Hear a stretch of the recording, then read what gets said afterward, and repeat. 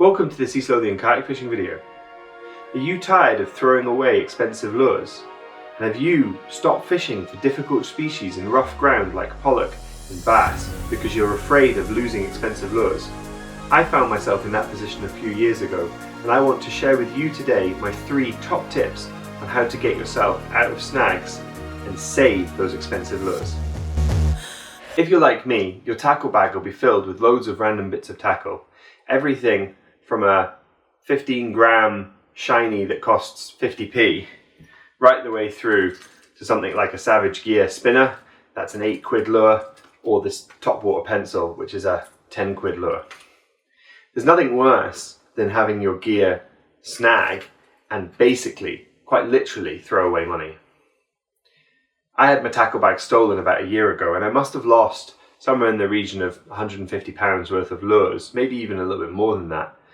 Losing the lures wasn't so much the bother, it was losing all the cases that the lures were in. When we're out fishing on the kayak, when we're fishing from the shore, when we throw a 15-gram little metal spinner that costs £2 and it snags, well, that's £2. If you do that 4 times in a session, you've lost 8 quid. If we lose one of these in a session, 3 of these in a session, we're talking 24, £30. Tackle costs a lot, lures cost a lot.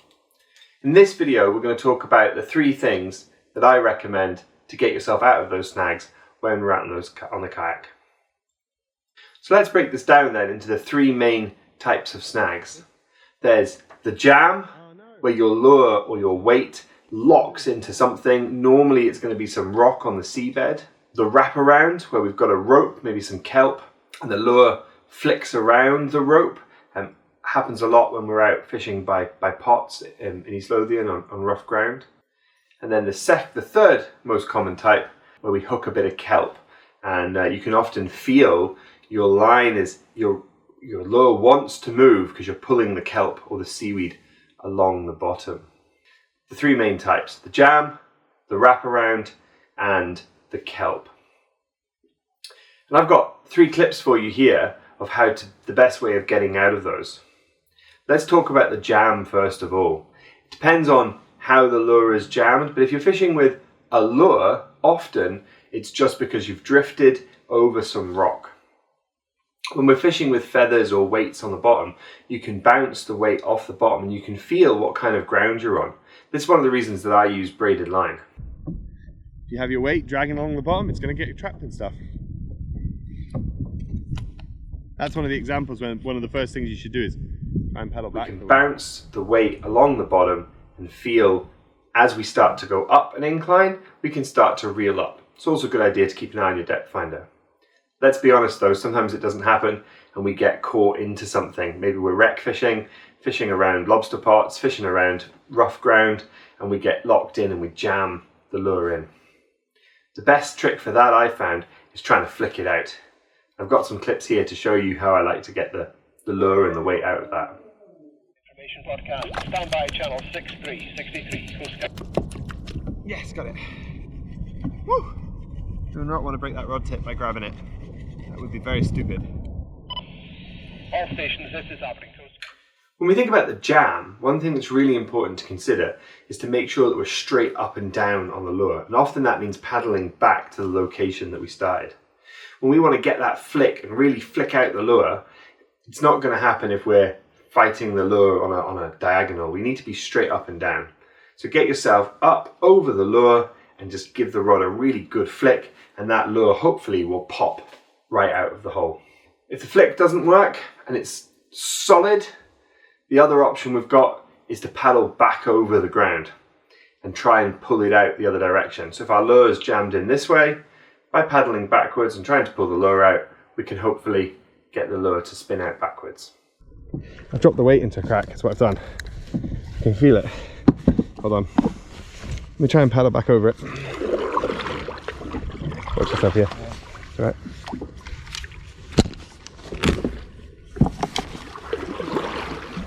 Sometimes, do you know what the other options are? I could be on the pots, but I think I'm too far away to be on the pots. Sometimes you can pull it back out backwards. Sometimes. Like how to get out of snag. Only if it works. They're the two best ways to get out of the jam. Unfortunately, when we jam the lure, when we jam our weights, that's when we're most likely to lose gear. Hopefully it's just the weight, maybe a rig or two, but with any luck, we'll be able to flick it out before we move on. Let's talk about type number 2, the wraparound. When we get a wraparound, you'll often be able to feel the line rubbing on the rock. If you watch Wicked Tuna, I'm a big fan of Wicked Tuna, you'll hear when they get caught up in the anchor rope or when they get caught up in fishing gear, they say they can feel it on the rod. This is the exact same for us when we're fishing. If we go over gear, you can often feel it running. The only way to get out of that really is to paddle back over the line. Well, this will definitely be a blank if I lose it. So I'm trying to paddle back over the line. I think what's happened is I've gone through it. No. Ah, yes, pinged it. Nice. Whew. I was lucky. And there was I tangled over a pot line. So there's a pot line off to the left here that you won't be able to see on the camera, unfortunately, because we're going this way. Yeah, so the pot line is running across the bottom, and my lure has just gone the underside of it, and then I've tried to pull up, and it's just tangled round. So all you have to do is paddle back over your line, and I guess depending on which type of snag you've got is depending on how you get it out. So for me, that was quite obvious. You could feel it when you let go, you could feel the lure drop, and when you lifted it, you could feel the lure come up. So you knew you were rubbing on something. I just didn't know what. Obviously, I do now. I'm waiting. The third most common type of snag is where we hook some kelp. We get this a lot on the shore, we get it out on the kayak a lot, and often you can feel yourself pulling on that seaweed and it gives. The best way I found to get rid of this is to straight line pull. Get the rod nice and straight so we don't put excessive bend in the rod. We don't want to snap the rod trying to pull out of a snag, and just gently pull on the line. We're not sharp pulling, we're not trying to snap the line. We just want to put a gentle bit of pressure on, and often you can rip through the kelp, especially if it's kelp throngs or seaweed or gutweed. You can often pull it through and just unhook yourself from the kelp. Just rip it, basically. If that doesn't work, you can sometimes flick them out of these kelp kind of sticks. Just depends on what situation's right for you. Is that a fish or is that a snag? Now that kind of snag feels a bit... What kind of snag is this? Feels a bit like I've gone over something. I'm going to try and paddle over this one, I think. Or maybe I could flick it out. Yeah, I flicked it out, I think, today.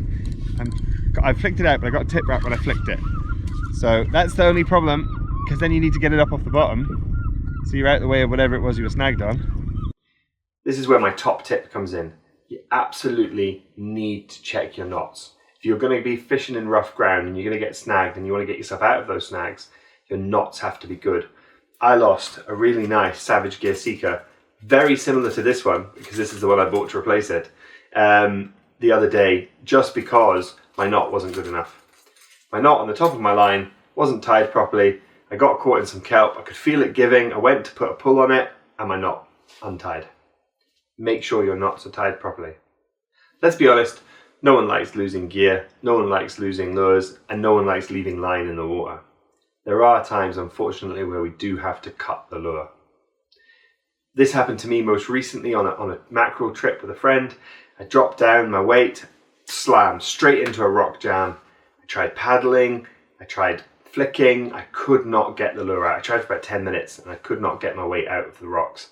And in the end, I had to cut the line.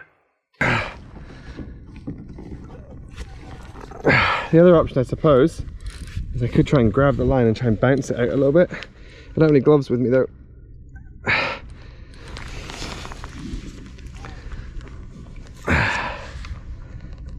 I'm gonna have to cut it. I don't see how not. I hate cutting this much line as well. Oh, it just gave a little bit there. Oh, hang on, I got a bit of give there. Well, maybe we're not quite cutting at stage. Do you know, it's stuck solid.